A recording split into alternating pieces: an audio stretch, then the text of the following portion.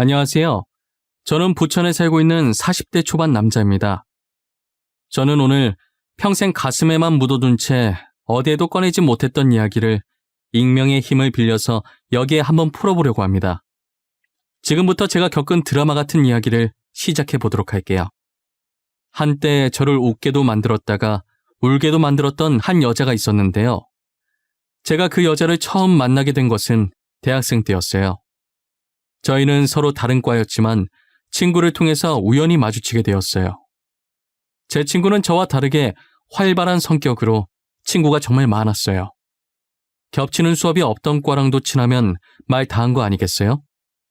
친구가 어느 날 갑자기 저를 데리고 갈 곳이 있다고 하더라고요.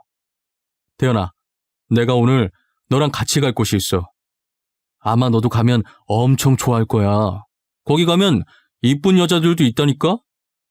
야, 여자한테 관심 없어. 도대체 어디 가는 건데? 나 낯가려서 분위기 어색하게 만들 것 같은데 그냥 너 혼자 가. 야, 그냥 인맥 넓힌다 생각하고 따라와. 친구 많이 사귀어 놓으면 좋지. 나중에 취업할 때 도움 될 수도 있다니까? 나 믿고 한 번만 가자. 어? 알겠어. 갈게. 갈 거니까 어디 가는지만 말해달라니까. 또 이상한 곳 가는 거 아니야? 그런 곳 갈 거면 나 차라리 집 갈래. 내가 언제 이상한 곳 데리고 갔다고 그러냐. 다 너를 위해서 간 거였지. 그래도 나 덕분에 학교 생활에 대해 좋은 정보 많이 얻고 갔잖아. 안 그래? 막무가내로 끌고 가는 친구와 실랑이를 하던 와중에 약속 장소에 도착했더라고요.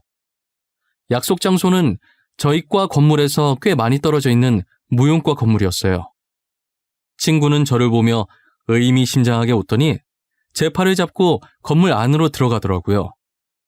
수업이 끝난 건지 몇 명만 강의실에 앉아 있었어요.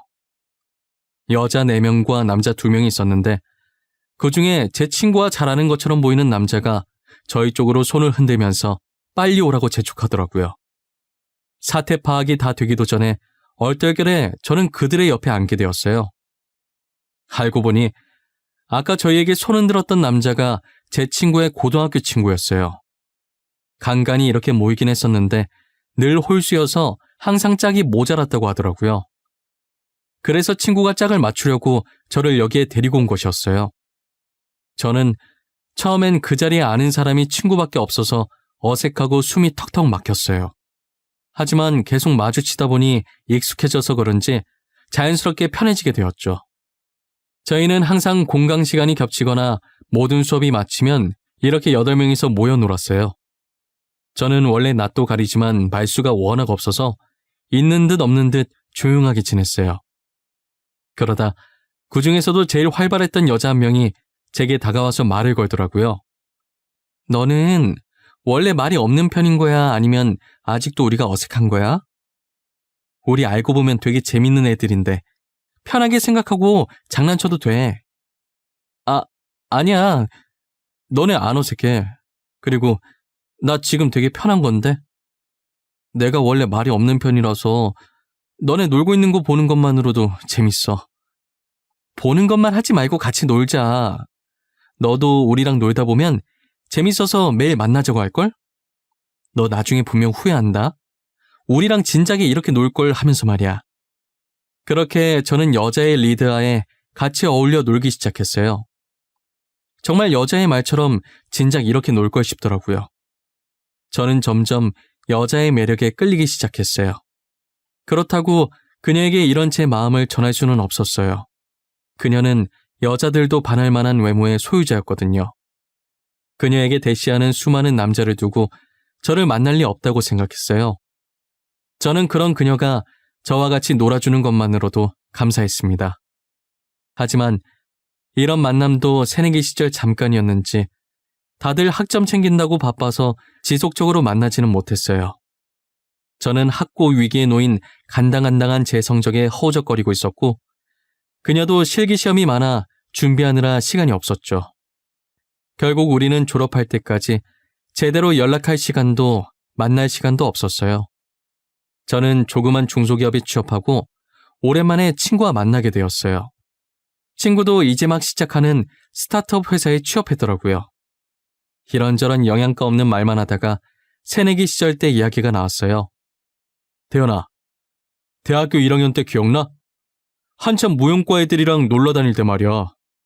우리 그때 진짜 재밌었는데, 그치? 나는 가끔 그때로 돌아가고 싶어. 더 열심히 놀 걸 후회한다니까? 기억나지? 어떻게 잊어, 그걸? 내가 처음이자 마지막으로 제대로 놀아봤잖아. 나 원래 엄청 조용했던 거 알지? 진짜 걔네 덕분에 많이 밝아졌잖아. 걔네는 지금 뭐하고 있으려나? 간만에 애들한테 연락해봐야겠어. 우리 다시 뭉쳐서 그간 쌓였던 스트레스 다 같이 풀어야지. 안 그래? 친구가 했던 말이 빈말이 아니었던지 조만간 만나기로 했다고 톡이 왔더라고요. 그렇게 몇 년 만에 만난 저희 8명은 새내기 시절로 돌아간 기분이었어요. 다시 만나게 된 그녀는 그때보다 훨씬 더 예뻐지고 성숙해졌더라고요. 여전히 밝고 눈부신 그녀를 보자 감회가 새로웠어요. 태연아, 이게 몇 년 만이야. 우리 진짜 오랜만이다. 그치? 그동안 잘 지냈어? 요즘 뭐하고 지내? 일 다니고 있어? 지연아, 숨 넘어가겠어. 진정하고 하나씩 물어봐. 나는 남들이랑 똑같이 취업 준비하면서 치열하게 지냈어. 넌 어떻게 지냈어? 난 고생 좀 했지. 무용과 나와서 교수까지 하고 싶었는데 여자 마음 갈대라잖아.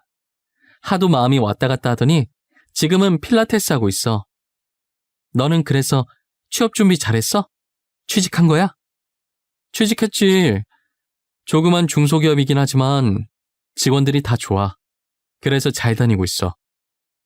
원래 회사 사람들이 좋아야 오래 다닌다잖아. 첫 직장이긴 한데 진짜 오래 다닐 것 같아. 다행이다. 와, 근데 넌 진짜 변한 게 하나도 없다. 키는 조금 더 큰 것 같네. 그거 말곤 진짜 그대로야. 멀리서 봐도 너라는 거 한 번에 알겠더라니까. 너도 그대로야. 여전히 밝고 긍정적이고, 그리고 얼굴은 그때보다 더 이뻐졌네. 뭐야, 나 원래도 이뻤어. 너네가 나를 친구 이상으로 안 보니까 그런 거지. 이래봬도 학교 다닐 때 인기 많았단 말이야. 남학생들이 나 보려고 줄을 섰다니까. 난 아니었어. 지금 시간 많이 흘렀으니 하는 말이지만 난 너 친구 이상으로 봤었어. 눈치 못 챘던 건 너지. 아마 너한테 줄 선 남학생들 중 한 명이 나였을걸? 그녀는 과거에 제가 품고 있었던 마음을 처음으로 고백하니 한동안 아무 말도 못한 채 가만히 서서 눈만 꿈뻑거리더라고요. 저는 지금이라도 고백해서 마음이 조금 후련하다고 생각했어요. 지금은 그녀에게 아무 감정이 없으니 할 수 있는 말이었거든요. 하지만 그녀는 아니었나 봐요. 모임에서 헤어진 뒤 한동안 그녀와 톡으로 안부 인사만 오갔어요. 가끔 만나서 서로 상사욕도 해주면서 위로를 해주고 힘이 되어주기도 했고요. 그러다 대뜸 그녀가 제게 고백을 하더라고요. 나도 그때 너 좋아했어. 항상 말이 없던 네가 신경 쓰이고 그래서 먼저 말 걸고 장난쳤던 거야. 그래서 지금은 전혀 나한테 마음이 없는 거야? 다시 봤을 때 아무 느낌 안 들었어? 지연아, 여전히 넌 좋은 사람이야. 늘 주변 사람들을 밝게 만들어줘. 하지만 이제 막 사회에 뛰어들어서 지금 내가 누군가를 좋아할 여유가 없어. 기다려줄 수 있다면? 내가 기다린다고 하면 만나줄 거야? 나 기다리는 거 잘해. 너가 기다리라고 하면 얼마든지 기다려줄 수 있어. 그녀의 끈질긴 구애에 저는 두 손 두 발 들 수밖에 없었어요. 저희는 그렇게 6개월이란 시간을 함께 보내고 서로에 대한 믿음 하나로 결혼을 하게 되었어요. 아직도 그녀에게 목매는 남자가 많은데 그런 그녀가 제게 좋아한다고 고백하고 지금 결혼까지 했다는 게 저는 도저히 믿기지 않았어요. 한편으로 인기 많은 아내 때문에 걱정도 많이 되었습니다. 신혼생활 할 땐 저희도 남들이 부러워할 만큼 사이가 아주 좋았어요. 놀러 갈 때든 힘들 때든 무엇이 되었든 항상 둘이서 같이 하려고 했거든요. 하지만 역시나 아내의 인기는 저희 결혼 생활에 아주 큰 걸림돌이 되었어요. 결혼한 지 2년 정도 되었을 때쯤 아내의 외출이 잦아지더라고요. 친구를 빌미로 퇴근 후 집에 늦게 오는 것은 기본이고요. 주말에도 약속이 있다며 아침 일찍 외출해서는 일찍 들어와야 당일 밤에 오고 늦으면 그 다음날 저녁에 들어오곤 했어요. 그러더니 얼마 지나지 않아 외박하는 것이 일상이 되어버렸죠. 친구 집에서 자고 오겠다는 말을 밥 먹듯이 하기 시작했어요. 한 번은 아내에게 영상통화를 걸었는데 아내가 거절을 하는 거예요. 평소 같으면 피치 못할 사정이 있어서 못 받는가 보다 하고 넘겼을 텐데 그날은 이상하게 저도 오기가 생기더라고요. 그래서 영상통화를 한 번 더 걸었어요. 역시나 아내는 또 제 영상통화를 거절하더군요. 그때부터 저는 아내를 의심하기 시작했어요. 원래는 제가 따져 묻는 성격이 절대 아니었어요. 평소 저는 모든 일에 다 이유가 있겠지 하고 넘기던 사람이었는데 찝찝한 이 기분은 도저히 그냥 넘길 수가 없겠더라고요. 그래서 아내가 외출한다고 하면 하나하나 따지기 시작했어요. 나 미연이 집에 놀다 올게. 오늘 자고 올 거야. 그러니까 기다리지 마. 밥 다 해놨으니까 알아서 챙겨 먹고 있어. 미연 씨 집 가는 거 맞아? 나 오늘도 영상통화 걸 거야. 저번처럼 거절하지 말고 받아. 그리고 미연 씨 집에 꿀 발라놨어? 주말마다 안 가면 누가 잡아먹어? 당신 혹시 의처증 있어? 미연이랑 얘기하다 보면 전화 못 받을 수도 있잖아. 뭔 놈의 전화를 계속 받으라는 거야? 그리고 굳이 영상통화를 해야 돼? 도대체 전화 못 받을 일이 뭐가 있는데 무슨 일이길래 잠시도 전화를 못 받아? 당신 영상통화 말고 일반 통화로도 해도 잘 안 받잖아. 됐어, 그만해. 안 가. 내가 안 가면 되잖아. 그러니까 진짜 그만해. 고작 전화 가지고 예민 반응 보이는 아내를 보니 괜히 더 의심이 들더라고요. 저는 확실한 증거를 찾아야겠다고 마음먹었어요. 아내가 샤워하러 들어간 사이 아내의 폰에서 톡 알림이 뜨더라고요. 보낸 사람 이름을 보니 미연 씨더라고요. 그래서 그냥 넘어가려고 했는데 그 다음에 울린 알람을 보고 그냥 넘어갈 수 없었어요. 분명 미연 씨 이름으로 온 톡에 내용이 심상치 않았거든요. 오늘 밤 아내를 위해서 준비했다는 글을 보냈더라고요. 저는 그때 무언가 있다라는 쎄한 느낌이 들었어요. 다행히 아내 폰은 잠금이 걸려있지 않아서 손쉽게 톡방을 들어갈 수 있었어요. 미연 씨와 함께 대화를 나누던 톡방을 누르는 순간 온몸에 소름이 끼쳤어요. 알고 보니 미연이라는 사람은 아내가 저 몰래 만나온 남자였어요. 정말 치밀하게 상간남 번호를 미연이라는 여자 이름으로 저장해놓고 제가 의심할 수 없도록 만든 것인데요. 이제껏 미연이 집에 놀러 간다고 했던 것도 다 이 남자 집에 놀러 간 것이었어요. 아내의 이런 뻔뻔함에 정말 기가 차고 제가 지금까지 속았다는 게 어이가 없었어요. 저는 아내가 샤워하고 나오자마자 휴대폰을 들고가 따지기 시작했어요. 역시나 아내는 모르는 척 발뺌을 하더라고요. 당신, 이게 다 뭐야? 여기 있는 대화 내용들 뭐냐고. 이때까지 미연 씨라고 했던 사람 남자였어? 당신 지금 제정신이야? 당신이야말로 지금 무슨 소리를 하고 있는 거야? 미연이가 남자냐니? 당연히 여자지. 당신이 생각하는 그런 거 아니야. 그리고 남의 폰을 왜 마음대로 보고 난리야? 내가 무슨 생각하는데? 찔리는 게 있으니까 내가 그런 쪽으로 의심한다고 생각하는 거 아니야? 그럼 여기에 있는 커플 사진들은 어떻게 해명할 건데? 서로 사랑한다고 하던 대화들은? 아내는 모른다고 시침이 떼더니 전에 나눴던 대화들과 커플 사진들을 언급하니 그제서야 무릎 꿇고 빌기 시작하더라고요. 처음엔 정말 화가 나고 정말 빈손으로 집에서 내쫓고 싶었어요. 하지만 사람이 살다 보면 실수할 수도 있다고 생각해서 넘어가 주기로 했어요. 사람은 고쳐 쓰는 게 아니라더니 어르신들 말씀 틀린 거 하나 없었어요. 아내는 정신을 못 차리고 얼마 안 지나 또다시 외도를 하는데요. 이번엔 새로운 폰을 하나 더 만들어서 여러 남자와 대화를 하더라고요. 제가 아내를 의심을 해서 아내의 물건에 손대다가 발견한 건 아니고요. 멍청한 아내가 술을 먹고 새 휴대폰을 침대 밑에 떨어뜨려 놓은 거예요. 처음엔 못 보던 폰이길래 설마 있었어요. 저번에도 한 번 걸려서 넘어가 줬는데 또 그랬을 거라고는 생각을 못 했거든요. 하지만 벌은 남 못 준다고 그 폰으로 남자들과 연락을 주고받고 만났더라고요. 저는 더 이상 참을 수가 없어서 다음날 먼저 출근하고 식탁에 이혼 서류 올려놓고 나왔어요. 아내는 제게 불이 나게 전화하더니 제가 전화를 받지 않자 문자를 보냈더라고요. 자신은 절대로 이혼해 줄 수가 없다고, 누구 마음대로 이혼하냐고 난리였어요. 저는 전날 보았던 카톡 내용들을 아내에게 전송한 후 이혼 서류에 도장 찍었다는 얘기 아니면 더 이상 연락하지 말고 짐 싸서 나가라고 했어요.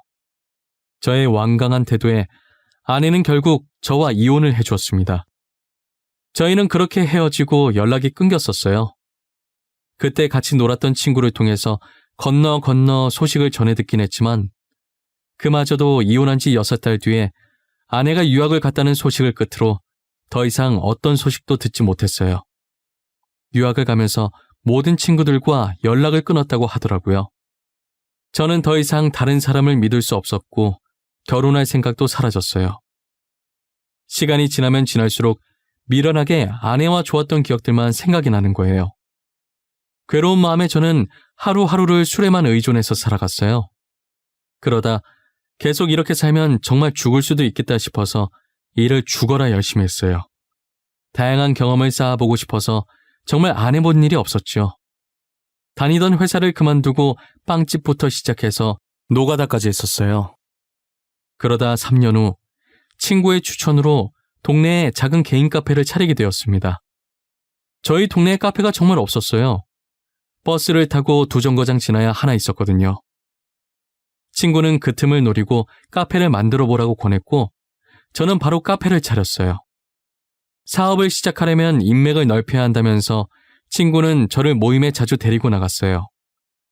확실히 예전에 다녔던 모임들과는 사뭇 다른 분위기의 모임이었어요. 주로 사업을 하시는 분들이 모여있는 자리였거든요. 친구가 성격이 좋아서 학생 때랑 변함없이 그런 사업가 쪽으로도 발이 굉장히 넓더라고요.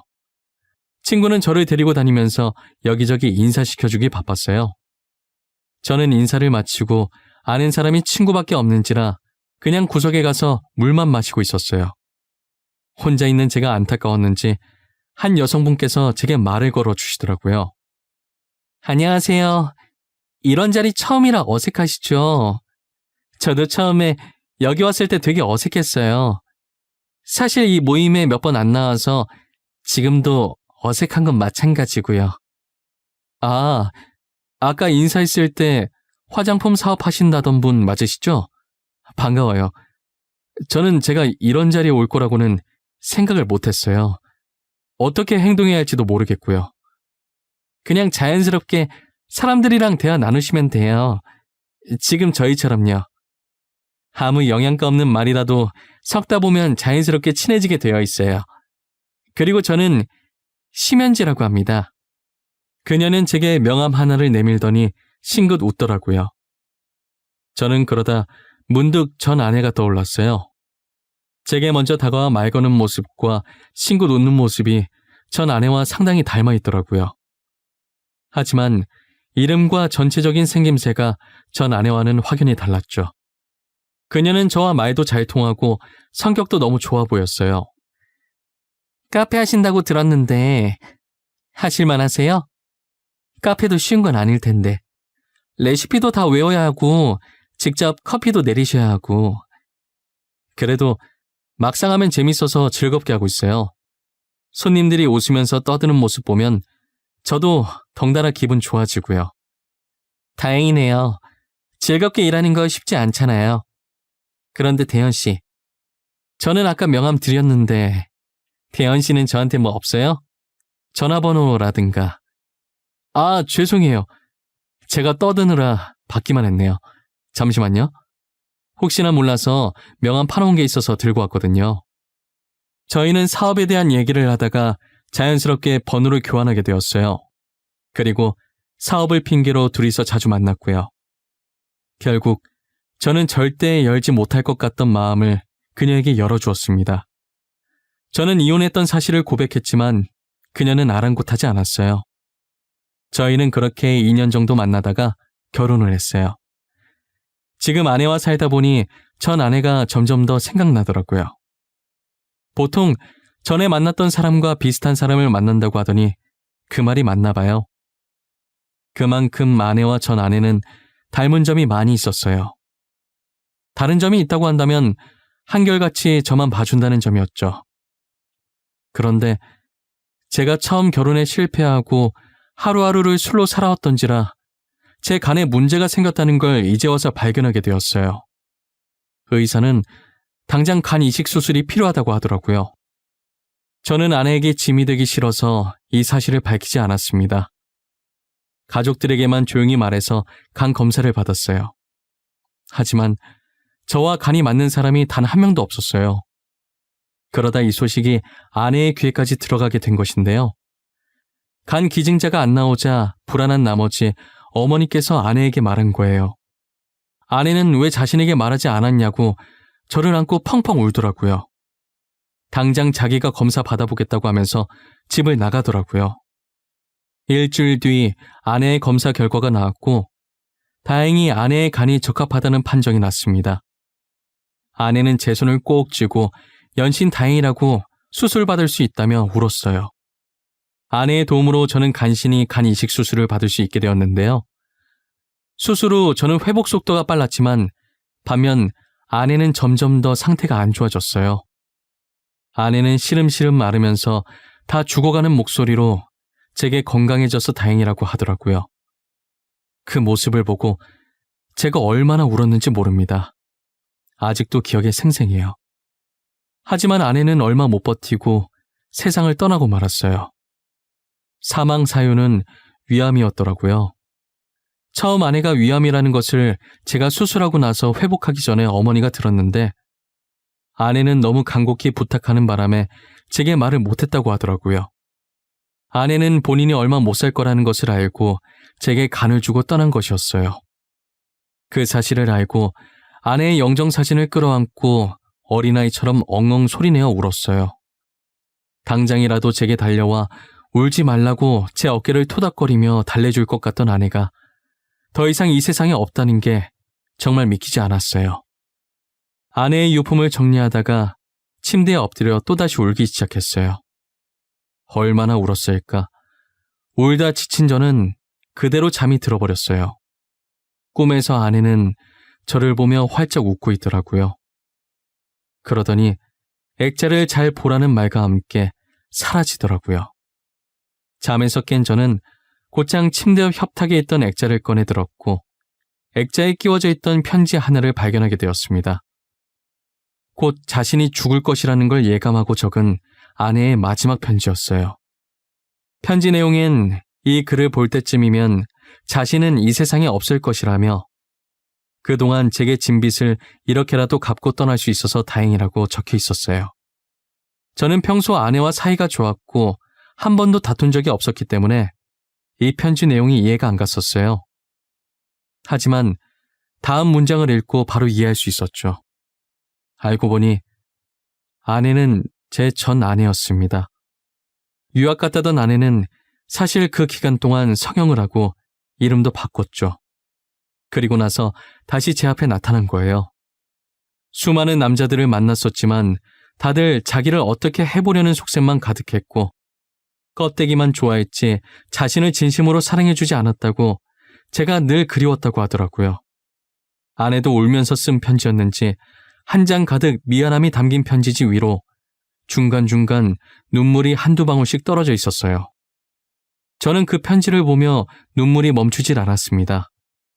그동안 아내를 정말 수도 없이 많이 원망하고 미워했지만 저 못지않게 마음고생 심했을 아내를 용서하기로 했어요. 아내가 잠든 곳을 찾아가 이제 편안하게 가라고 마지막 인사를 했어요. 저에게 있어서 여자는 아내가 처음이자 마지막 여자였어요. 지금은 몇 년째 연애도 하지 않고 홀로 카페를 운영하며 지내고 있습니다. 앞으로도 누구와 만나지 않고 이렇게 혼자서 아내 몸까지 잘 지내보려고 합니다. 제 사연은 여기까지예요. 들어주신 모든 분들께 감사합니다. 늘 행복하세요.